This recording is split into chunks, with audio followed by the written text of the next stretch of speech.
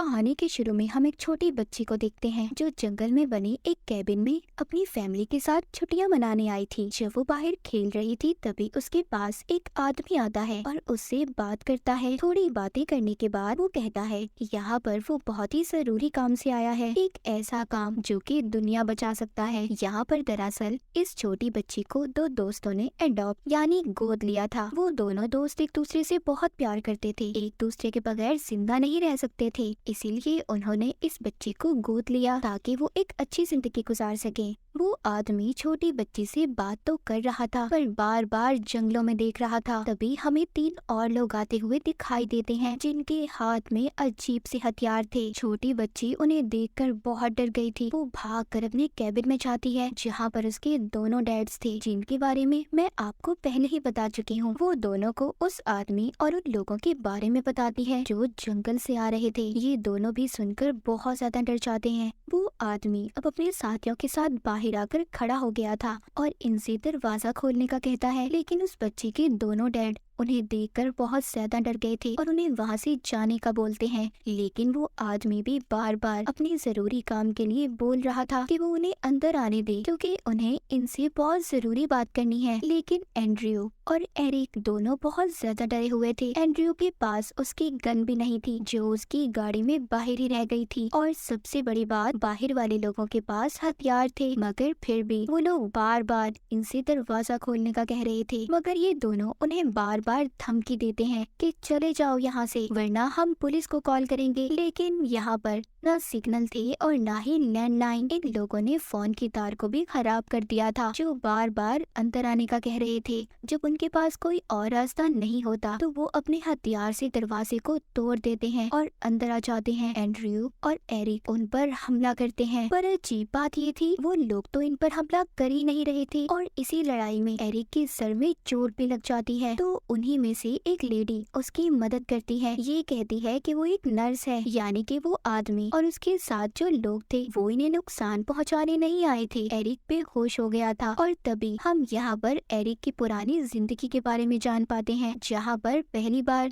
उसने एंड्रयू को अपने मॉम डैड से मिलवाया था, पर उन्हें ये रिश्ता इनका पसंद नहीं था। लेकिन वो दोनों एक दूसरे के बगैर नहीं रह सकते थे, इसीलिए वो लोग अलग हो गए और आज एक साथ थे। खैर दोबारा हम प्रेजेंट मौजूदा कहानी पर आते हैं। जब एरिक को होश आता है तो चार लोगों ने इन दोनों को पकड़कर बांध दिया था और उनकी बेटी छोटी बच्ची भी उनके पास खड़ी थी। वो चारों इन दोनों को बताते हैं हम यहाँ पर बहुत ही जरूरी काम से आए हैं और तब हमने इस रास्ते को चुना और आगे भी बहुत सी मुश्किलात आने वाली हैं जिनको तुम तीनों में से किसी एक को अपनी जान देकर लोगों को बचाना होगा। अब वो चारों एक साथ खड़े होते हैं और उनको अपना मकसद और काम बताने लगते हैं। शुरू करती है एक लेडी। वो बताती है कि मैं कैलिफोर्निया के दूर एक शहर में नर्स हूँ और अपनी सारी जमा पूंजी खर्च करके तुम लोगों के पास आई हूँ। फिर दूसरा आदमी बताता है जो सबसे पहले छोटी बच्ची को मिला था। वो कहता है मैं एक टीचर हूँ और मेरा बार भी है। तीसरे नंबर पर इनका एक और साथी बताता है कि वो एक गैस कंपनी में काम करता है। वहाँ पर एक छोटा सा वर्कर है। पहले वो बहुत बुरा था और उल्टे सीधे काम भी किया करता था, पर अब वो ठीक हो गया है और अपनी गलती सुधारने की कोशिश कर रहा है। फिर चौथे नंबर पर लेडी बताती है कि वो एक होटल में शेफ है। ये सारी बातें समझकर एरिक ये समझता है कि ये लोग किसी रिलीजन मजहब से ताल्लुक रखते हैं और इनके फादर ने उन्हें यहाँ इनके पास भेजा है। उनके ऐसे साथ रहने पर ये उन्हें अलग करने आए हैं। उन लोगों का लीडर कहता है जो सबसे पहले छोटी बच्ची को मिला था कि ये सब गलत सोच है तुम्हारी, हम यहाँ पर एक खास मकसद के लिए आए हैं। वो बताता है दुनिया में बहुत बड़ा एपोकलिप्स, बर्बादी आने वाली है, सारी दुनिया खत्म होने वाली है, लेकिन अगर तुम तीनों में से कोई एक खुद को कुर्बान कर दे तो सारी आने वाली मुसीबतें तबाहियां रुक सकती हैं और ये काम तुम्हें खुद करना होगा अपनी मर्जी से। तुम्हारी मर्जी के बगैर कोई भी इंसान तुम्हें नुकसान नहीं पहुंचा सकता, यानी कि तुम्हारे साथ कोई जोर जबरदस्ती नहीं कर सकता। वो वो लीडर इनको बताता है, हम चारों भी एक दूसरे को नहीं जानते थे,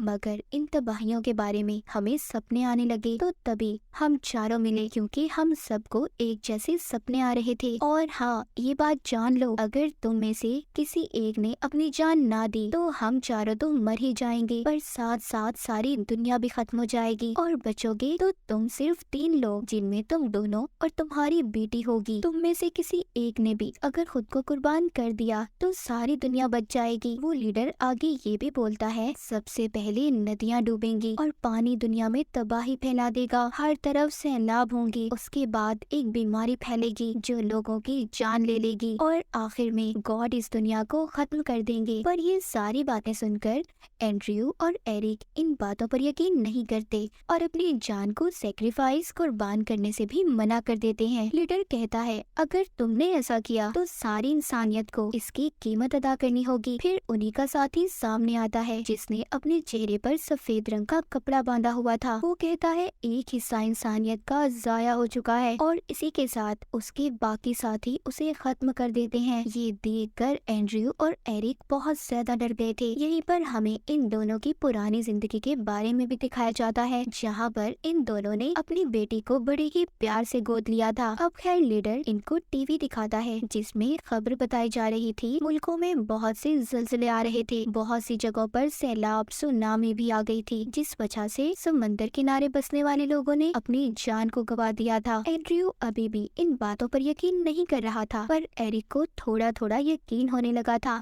तभी हमें फ्लैशबैक पुराना सीन दिखाया जाता है, जहाँ पर एंड्रयू और एरिक अपनी बेटी के साथ बहुत खुश थे। वो भी दोनों को अपने पेरेंट्स, अपने माँ बाप समझने लगी थी और ये सब यहाँ पर छुट्टियाँ मनाने आए थे, पर वो ये बात नहीं जानते थे कि एक साथ ये उनका आखिरी सफर होगा। खैर, अब दोबारा से हम प्रेजेंट में आते हैं। एरिक के सर पर नर्स पट्टी बांधती है और कहती है, हम चारों को इन तबाहियों के बारे में सपने आते थे और तभी हम एक साथ मिले और यहाँ तुम तक आने का रास्ता भी हमने अपने सपने में ही देखा है। तभी इस कैबिन से छोटी बच्ची भागने की कोशिश करती है तो लीडर उसको पकड़ लेता है। एंड्रयू से कहता है, मेरी बात को समझो। पर वो यहाँ पर उसे कह रहा था, जो तुम्हारा साथी जिसको तुमने मार दिया, जो फैक्ट्री में काम करता था, उसका काफी वक्त पहले मुझसे झगड़ा हुआ था और मुझे लगता है जिसका बदला वो मुझसे यहाँ पर लेने आया है। लीडर कहता है, मैं नहीं जानता वो कौन था, पर उसी ने हम सबको इन तबाहियों बर्बादियों के बारे में बताया और फिर जिसके बाद हमें भी वैसे ही सपने आने लगे। पर आज हम अपने सही रास्ते पर हैं, बस हम तो इन तबाहियों को रोकना चाहते हैं। फिर वो खैर सबको आराम करने का कहता है। तभी वो लेडी छोटी बच्ची को खाना देती है जो शेफ थी, पर छोटी बच्ची चालाकी से एक चाकू एरिक को जाकर देती है और उन लोगों का ध्यान भटकाती है। तभी वो लेडी जो शेफ थी कहती है कि दूसरी तबाही का वक्त आ गया है, मैं अपने बच्चे को बचाना चाहती हूँ जिसको मैंने सपने में बार बार मरते देखा है। तुम लोग मान जाओ हमारी बात। पर अभी भी दोनों इनकी बात नहीं मानते। फिर उस लेडी को मार दिया जाता है, जिसका मतलब साफ था कि उसकी फैमिली खत्म हो चुकी थी, वो भी अब जिंदा रहना नहीं चाहती थी। लीडर उसकी लाश को बाहर रख देता है। फिर जिसके बाद ये दोबारा से टीवी देखते हैं जिसमें बताया जा रहा था कि एक बहुत बड़ी बीमारी फैल रही है, जहाँ बहुत से इलाकों में इस बीमारी से बहुत से लोग मर चुके थे। इनका एक और सपना सच हो चुका था। एंड्रयू यहाँ पर कहता है कि ये सारी पुरानी खबरें हैं, ये लोग झूठ बोल रहे हैं, ये खबरें ये पहले ही जानते हैं क्या होने वाला है और क्या होगा। पर एरिक को इनकी बातों पर थोड़ा थोड़ा यकीन होने लगा था, क्योंकि उसने पहले जिस आदमी को मरते हुए देखा था, यहाँ पर कुछ महसूस किया था जैसे कोई शक्ति इनके पीछे हो। एरिक ये समझ रहा था कि ये चारों ही हैं जो दुनिया में तबाही फैलाने आए हैं। इन चारों के पास अलग अलग ताकतें हैं। एक के पास सुनामी लाने की ताकत है, तो दूसरा जंग और बीमारी ला सकता है, तीसरा यहाँ पर खाने का है जो दुनिया में कीड़े मकोड़े लाएगा जिससे दुनिया का सारा खाना बर्बाद हो जाएगा, और चौथा अपने साथ मौत लाएगा। पर एरिक की सोच यहाँ पर गलत थी। उसने अपने दिमाग में अजीब सी कहानी को बना लिया था, बल्कि ये चारों तो उन तबाहियों को रोकने आए थे। तभी छोटी बच्ची इनका ध्यान भटकाती है, एक जोरदार चीख मारती है। एरिक और एंड्रयू दोनों आजाद हो चुके थे। एरिक अंदर इन दोनों को रोकता है और बाहर एंड्रयू अपनी गन लेने जाता है। जब नर्स उसके पास जाती है तो गन से वो उसे डराता है, दूर करता है। वो बाहर उस आदमी की लाश के पास जाकर उसका आईडी कार्ड निकालता है जो गैस फैक्ट्री में काम करता था। वो लीडर को दिखाता है, जो कुछ इस आदमी ने तुम्हें बताया सब कुछ गलत है। उसने तो अपना नाम भी तुम्हें सच नहीं बताया। वो आप लोगों के दिमाग को कंट्रोल करके यहाँ पर अपना बदला लेने आया था। पर लीडर उसकी किसी बात को नहीं मानता, कहता है जो कुछ भी है सब सच है। जब एंड्रयू के सामने नर्स आती है तो गलती से वो उस पर गोली चला देता है और इनका लीडर उसको तीसरी इंसानियत के नाम पर कुर्बान कर देता है। एंड्रयू को ये आदमी पागल लगने लगा था। ये इसको बाथरूम में बंद कर देता है। तो भी उसको गिलास टूटने की आवाज आती है, जिससे उसे ये लग रहा था कि वो भाग गया, पर वो वहीं पर था। वो एंड्रयू पर हमला करके उससे गन छीन लेता है। जब ये हॉल में आते हैं तो टीवी पर खबर चल रही थी कि सभी एरोप्लेन्स खुद ही एक एक करके पानी में गिर रहे हैं और तबाह हो रहे हैं। उसमें बैठे हुए लोग भी मर गए। जो खबर लेडी दे रही थी वो ही इल्फाज लीडर बोल रहा था। उसको अपने सपने में ये सब पहले से पता था, पर एंड्रयू इन सब पर अभी भी यकीन नहीं कर रहा था। पर एरिक को अब इन बातों पर यकीन होने लगा था, क्योंकि जब इसने इनका पहला साथी मरते हुए देखा था तो तभी उसके पास एक अनजान सफेद रोशनी को देखा था। अब अगली इंसानियत को जज करने का वक्त आ गया था, इसीलिए लीडर अपनी जान दे देता है। जिसके बाद दुनिया में काले बादल छा गए थे, हर तरफ अंधेरा होने लगा था, साथ ही साथ बिजली भी चमक रही थी। एरिक एंड्रयू से कहता है हम दोनों में से किसी एक को कुर्बानी देनी होगी, हम में से किसी एक को अपनी जान देनी होगी। वो चारों यहाँ पर हमारे पास इसलिए आए थे, हमें एक मैसेज देने, हमें इंसानियत को बचाना होगा। उन चारों ने हमें अलग अलग सबक दिया। सबसे पहले ने हमें नफरतों को कैसे खत्म करना है, दूसरे ने लोगों की परवाह करना, उनका ख्याल रखना, जबकि तीसरे ने लोगों को बचाने का मैसेज, और चौथे ने हमें इन सब बातों के बारे में बताया। एंड्रयू कहता है इस काम के लिए हम ही क्यों चुने गए। एरिक कहता है इसकी वजह ये है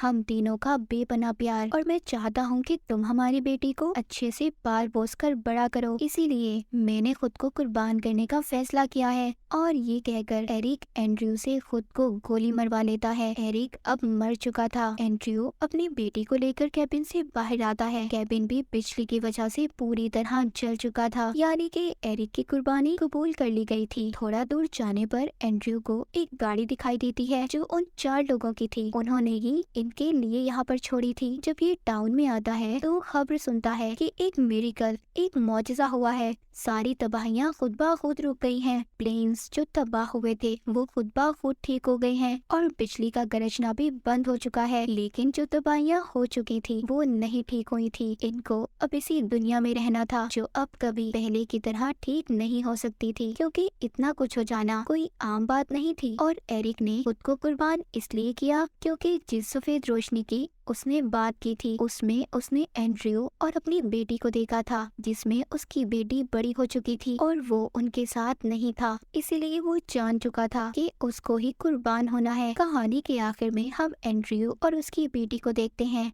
जो उसके साथ एक नई जिंदगी गुजारने के लिए निकल पड़ा था। और इसी के साथ ये कहानी यहीं पर खत्म हो जाती है।